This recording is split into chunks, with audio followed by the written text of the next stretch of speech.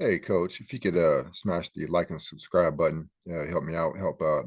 Want to help out guys that like us that want to run the ball. So if if you're running, I want to get into a little bit on this on different ways to run the trap out of different sets, but basically just be creative. Always, if I show you the principles, the building blocks, you should be able to kind of build the trap. If you have any questions, always you could always reach out to me. Let's say you got this little action where you got a guy in motion and they want to run like a little fly series. Okay. And then you're going to run a trap behind it.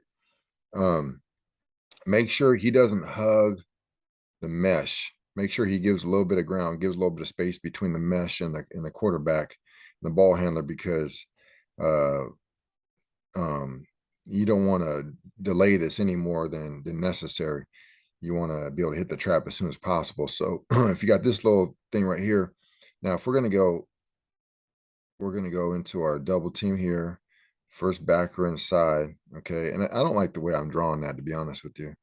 I really tell the kids to um, take a flat step and get flat with their left foot, with their inside foot, and get up. And then, okay. And you always want to, when you go on second level, I always tell them to get their helmet in front of their eyes, the defender's eyes. Okay. Like that. What you don't want to do is he's got a pretty good angle right here, but you don't want to be on the side of him because they could just step up and shed you really quick and they're filling that hole. So you want to get your helmet in front of their eyes. It kind of keeps them out of the hole. And if they want to move this way, you turn them out. And at the very least, you're keeping them from pressing the line of scrimmage too much. That's the idea, anyways. It's really difficult to get this backside backer with a line. You can get this guy on there, but in the odd front, this guy's pretty close. This defender's pretty close. So, you know, yeah, I'm not sure how you want to do that. I don't like the idea of comboing up. I don't like the idea of breaking up this double team because that's the double team that's right next to the hole, and you want to get as much push as possible. I don't like him.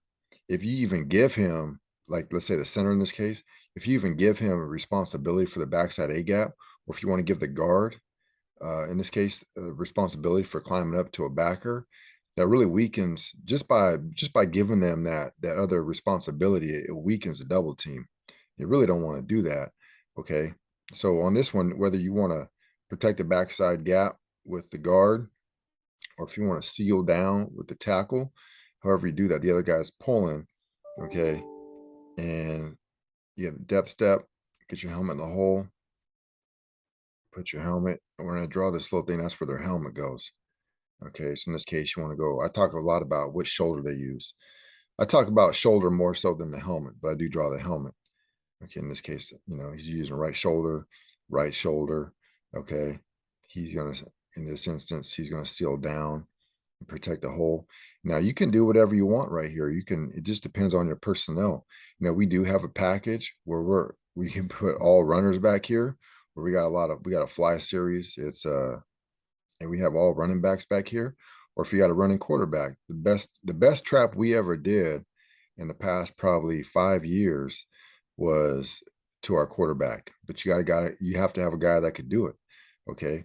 Um, so you can hand the ball off here and you're struggling with getting their guy right. You're struggling blocking this guy right here in this particular formation. Um, so one thing we'll do is I do like the angle right here. That's the best. I think that's one of the best angles, having your tailback, okay, or we call them tailback, leading up through the hole right there, okay, and then let the quarterback give his little fake, boom, and hit it up in there. That works nice. That works nice. Okay, so that's one way to do it. Let's see here. Let's say you don't have that guy and you have to hand the ball off to this guy, to the tailback. Well, you have to figure it out yourself, but we've pulled this guy. I mean, you could block back, start the double team and have him keep his left eye on this. He's starting the double team, and then he's keeping his eye on the backside A gap. You could do that and then pull him. and have him wrap around.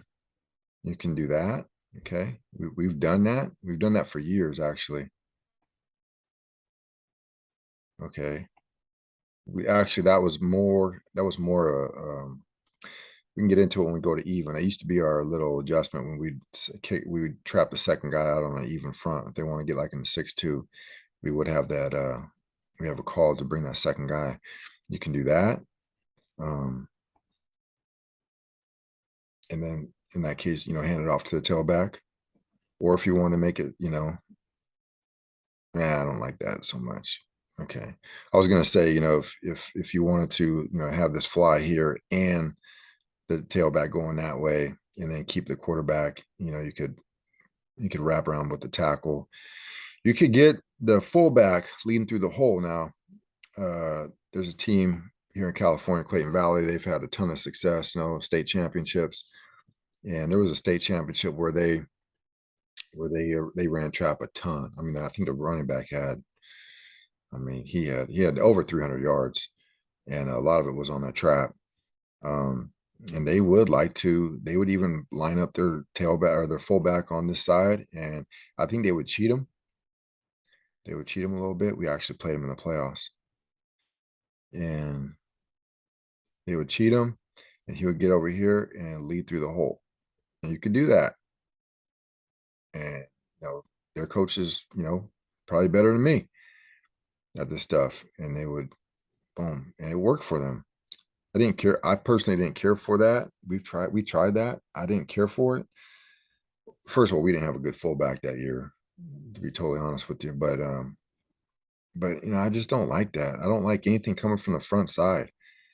I like everything coming hitting that with that angle, with the the flow of the play. And if we do have some sets where the fullback can be on this side and he can lead through there, I do like that.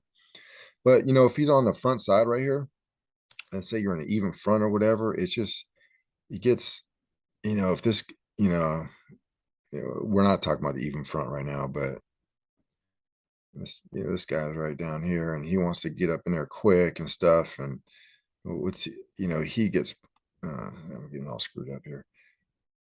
He gets pressured quick and stuff. And I just don't care for that. I'm gonna pause this and clean this up. So anyways, for years we rarely would have a second guy. We rarely had a second guy going through the hole. Besides the trap guy, we rarely had a second guy leading through the hole. But it's almost become like an addiction at this point because we do it so much. I feel like we need it. Um, and more of that comes into when we go into the even fronts, why that is. But let's say we do have this little set right here. We get real tight. I like this because you can run power to the left, and usually they're set up to stop us over here on the right. But we can run power to the left really well. We can run power to the right, and this is an easy way. It's a cheap way to get the second guy through the hole, and a good guy too at a good angle. Take the best angle there. Okay.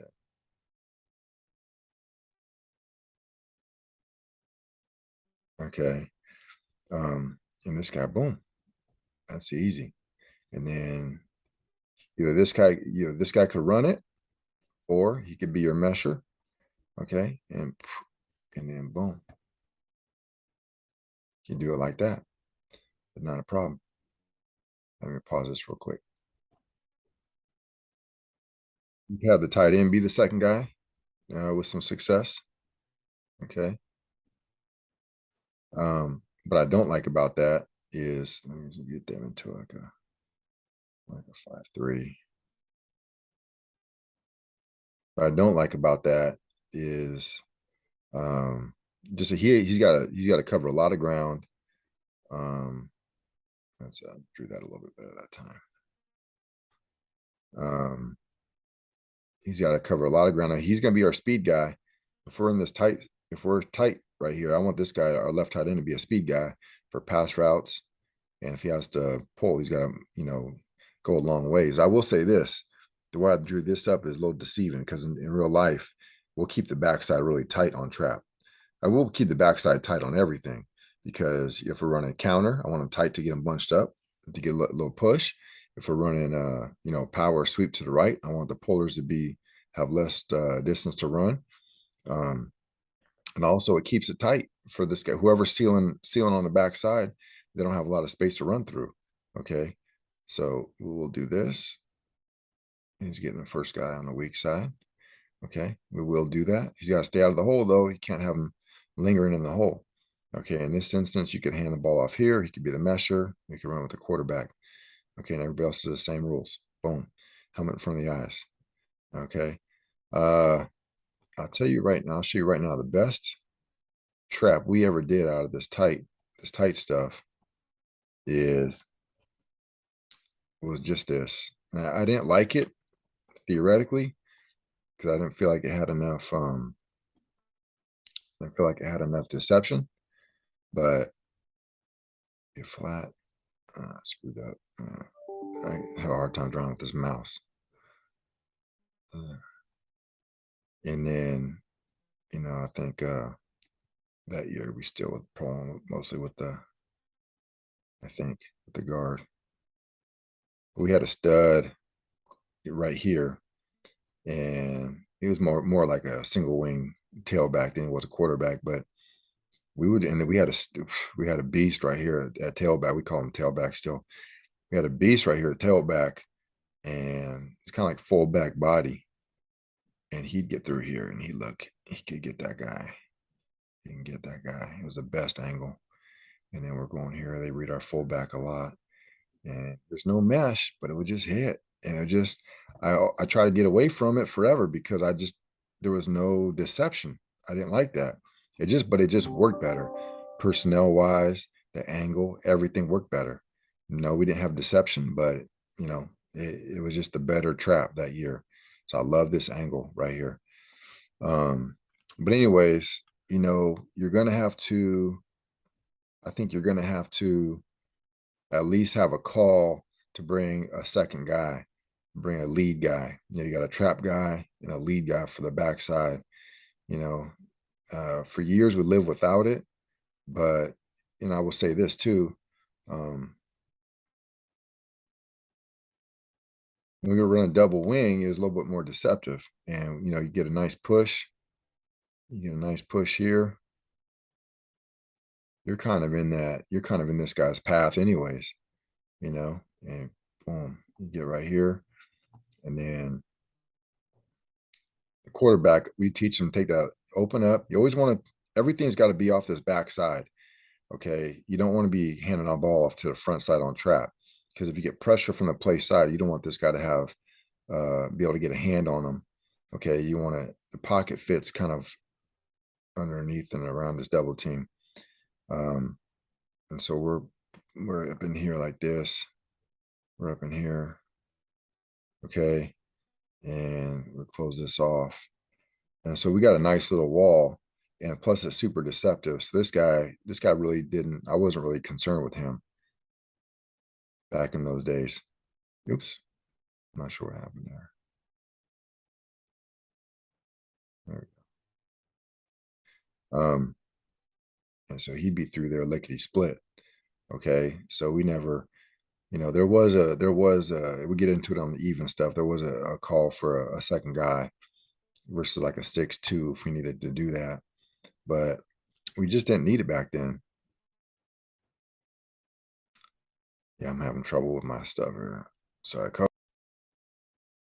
And then we ran out of the eye, it was the same thing. We just never really needed a second guy. It would hit. We got the nice little mesh, and then he'd kind of come over here and they'd do something that I don't even really know if it matched up with other actions, but it would just hit so quick. We had a nice little fullback too. And we just never worried about it. But this push right here will get in that guy's way.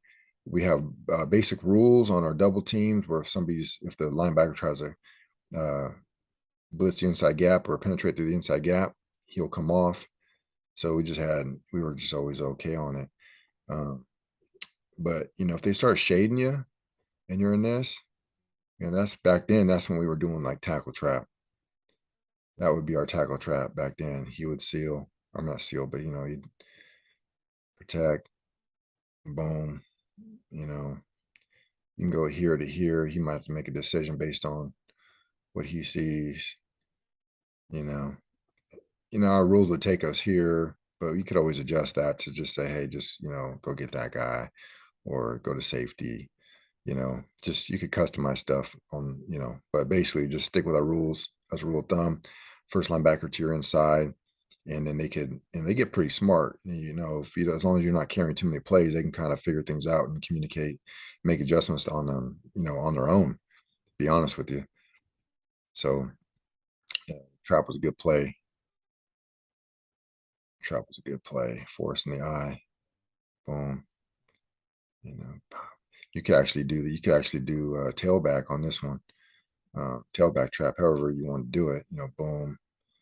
You know, I don't know. You can do whatever you want. You can get creative with it.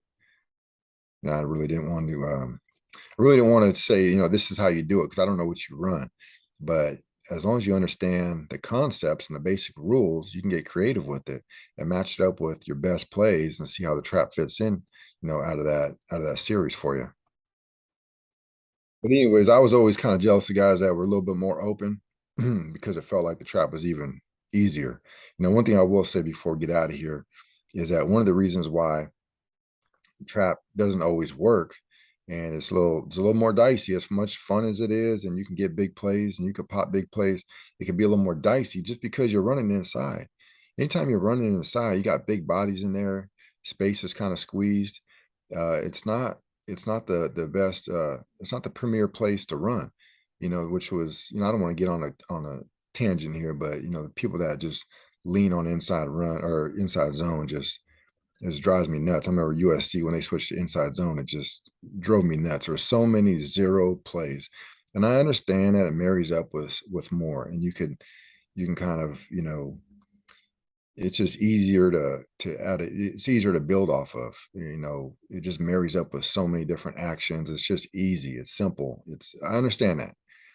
But I mean, how much fun is it to coach inside? How much fun could it be to coach inside zone? Seriously. And how effective is it a weapon? If it's a weapon, if the inside zone is a weapon for you, it's because you're better than the people that you're playing. Okay. And at that point, anything's a weapon. Okay. I understand. You're a passing team, you want to be multiple. The inside zone's fantastic because it really can marry up with so many different things. If you're running gap scheme, you're a little bit more limited on what you can marry up with. But anyways, if you want to be a nut cutting team, you want to smash people, you like to run a ball, you like to be old school. You got to get a little bit creative in your running game. You just can't just say, okay, we're just going to push you. And if you're covering the pass, we're going to be able to push you. And we got a guy that, scouts are looking at him. We're just going to hand him the ball, let him figure out space. We don't. Not everybody is in that situation. Okay, so you got to do a little bit more coaching sometimes. And anyways, and if you could spread them out a little bit, and the trap, you get these guys spread out a little bit, and the trap can, you can really get people, you can really gouge people, you know. And it's more so on the even stuff where you have to really worry about how you're gonna block like a 2 or 3 technique, and we'll get into that in that series. But even in this one, I know we're spread out here, but let's say you're not. Let's say you're a little tighter, okay? And you got a team that reads really well. Let's say you go in here, they're going to collapse and they're coached really well. Well, you can't really, it's really difficult to come up with a good, nothing's impossible, but it's difficult to come up with a series where the tackle pulls to influence. Okay. I'm not saying I haven't thought about it. I'm not saying that you can't come up with a solution, but really it's not super practical. Okay, so he's gonna have to get to second level. So if you watch like the NFL, what they'll do is they'll like show a quick pass set. When they run trap, I want to say always, but if it's not always, it's almost always.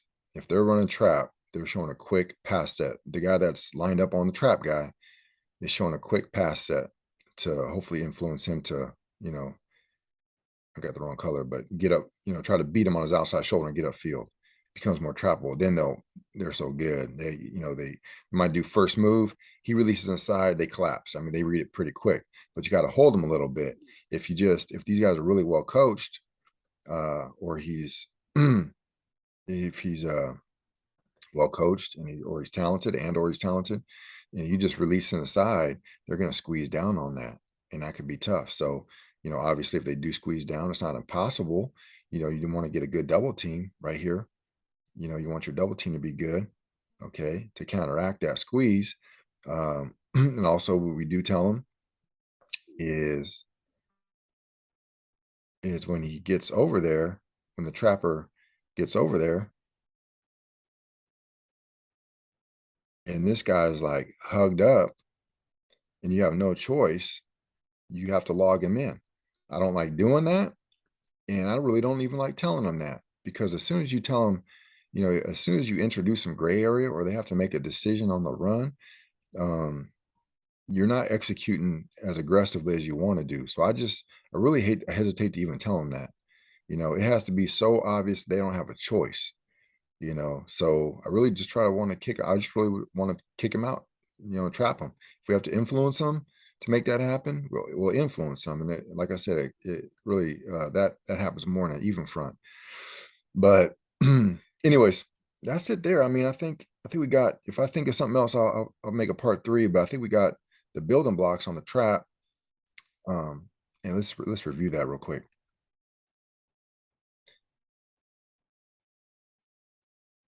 Okay, so you call trap in the huddle, and they come out. They say odd, odd, odd. It's automatic double team. Okay, automatic double team right here. Okay, everybody from the tackle on out looks for first linebacker inside, and that's their basic rule. You can build off that. He might have to go. If you got a wing there, he might go third level, but that's it. If you got a quarterback under center, he wants to take his first step with his left foot. He's going to open up, show his belly this way. He's going to reverse out in his first step with his left foot. He's going to open. Okay. Boom. And he's going to start just turning away. And he takes a little side step. He takes a little side step. And they crisscross right here. So let's do this here. Get rid of that. So he comes straight back, takes a little side step, boom, and boom. And he doesn't have to look at him. He just puts it on, ball out on his hip, they mesh, and he's hugging the double team, getting upfield, finding space. Okay. And if he's a little further back, the quarterback has to come back a little bit more. Okay. But either way, he's attacking that either left foot or the left hip of the center. That's what we tell them anyways, but they figure it out with repetition.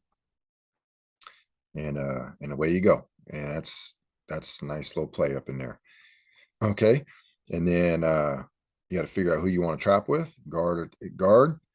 If versus the odd front, guard's fine. Guard's fine because he's got a little bit of running start. I want to create a little bit of momentum. If you're trapping a guy that's really close, the tackle has a little bit more of a running start. I do like trapping with the tackle if I have a guy that does it. Problem is it doesn't really match anything. Our sweep, we're pulling this guy right here. So, and power, we're pulling this guy. So trap would be the only time we pull the tackle like this, on his own anyways. And so that part I don't like. It doesn't really match up, but I like everything else. I like the protection we get on the backside. I like he gets more of a running start. It hits a little bit slower. It gives this guy more time to figure things out, just a hair. This guy's probably quicker anyway, so this guy's slower and he's further away, so that's a negative. So, on all these plays, there's going to be pros and cons, and it's never, it's easy if one decision is 100% better in every category than the other one's, is 0% in every category. That makes your job easy. But a lot of these things, it's like a balance. Who do I have? Pros and cons. Who do I have? What are we doing that year? What's our main action? What fits the best? Sometimes it's difficult. Sometimes you might just have to come up with a call. and just figure it out on game day. Hey, this is working better. Hey, it's called tackle trap. Maybe it works better or whatever. We've done that at halftime. I was out of school. I wasn't a head coach. We put in the trap, and it was a killer for us. We loved it. But one night it didn't work, so I had to put in what we call a super trap versus 6-2, and it's something I hadn't told the kids, but just drew it up real quick, and we smashed them. We smashed them in the second half, and they had some players. I mean, they were a pretty good team. We were a pretty good team too.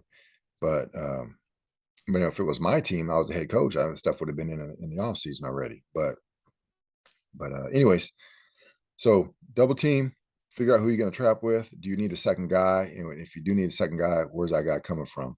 Is he a tight end? Is he another back? Is he back here like a tailback, halfback type guy? Who's carrying the ball? How much deception is it? How much are you holding these guys? All these things come into building the trap play. And I don't know exactly what you do, but I think, there's always a way to get trapped. At least try it. At least try it, even if there's no deception at all. Even if you're, even if you're an open, which is,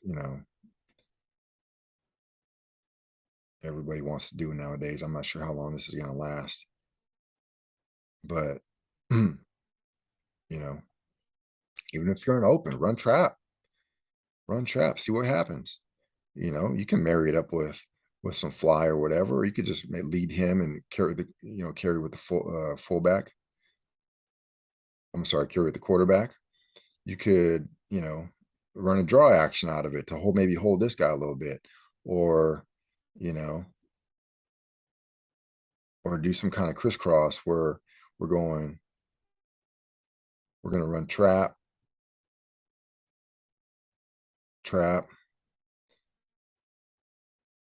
He's running it.